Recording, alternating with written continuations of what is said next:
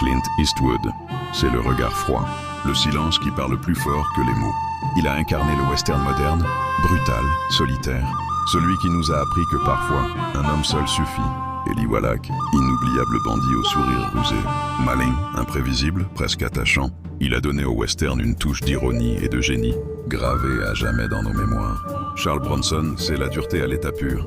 Peu de mots, beaucoup de présence, une force brute qui imposait le respect dès qu'il entrait à l'écran.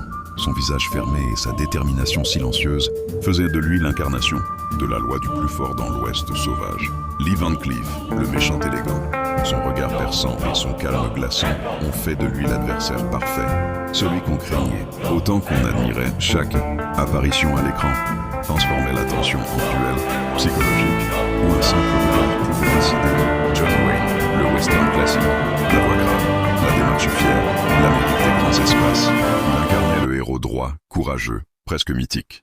Terence Hill a apporté le sourire au western. Avec son charme et son humour, il a transformé les duels en moments légers, devenant le héros joyeux de toute une génération. Henry Fonda, l'élégance et la profondeur.